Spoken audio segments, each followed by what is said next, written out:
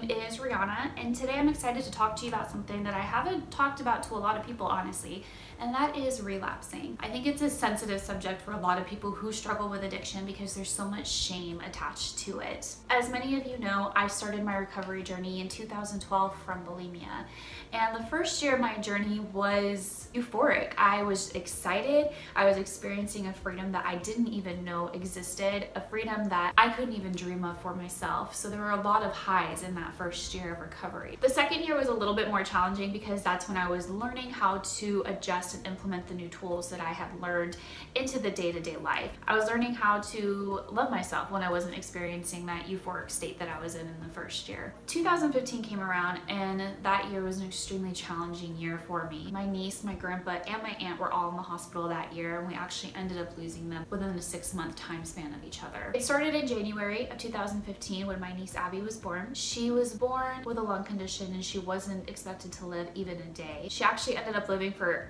8 months, which is a miracle in and of itself, but yet it wasn't the miracle that we were hoping for. Whew.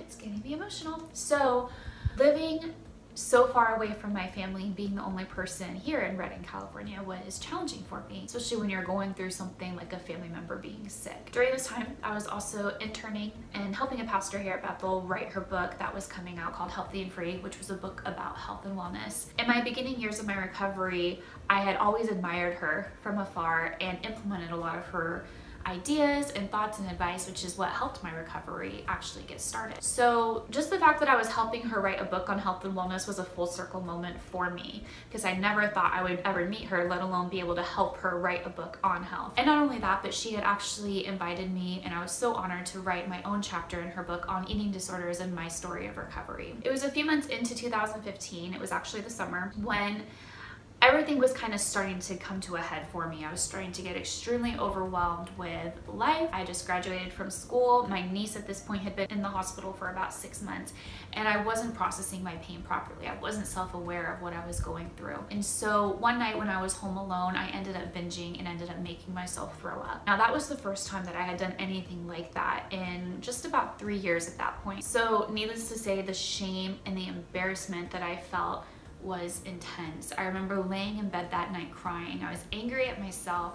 I was angry at God. I was angry at other people because I felt lonely and I felt unseen. I was angry because I felt like I had just thrown away years of hard work and dedication and perseverance to actually get free from bulimia. And here I was, 3 years later, feeling like a failure. I knew that with the release of her book coming up that I couldn't hide this. I couldn't live with myself knowing that I was living a double life and this book was about to come out that had my great recovery story in it.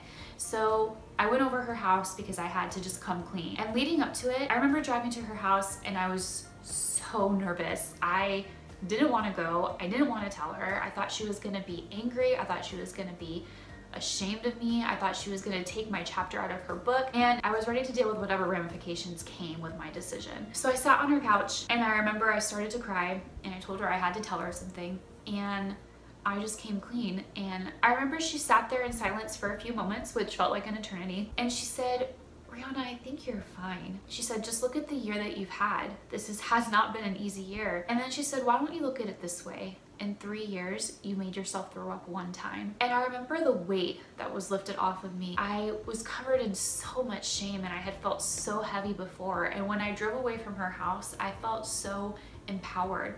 I felt so loved and I felt so seen. For the first time, I realized that I wasn't in this on my own. And I was so grateful that I didn't allow shame to dictate what I was going to do. I didn't allow shame to convince me to stay hidden, to convince me to not tell anybody. So I wanted to share this because I feel like a lot of people like to share their recovery journeys and they like to share the highs, the victories, which is amazing. Those are what help motivate other people to want to do the same.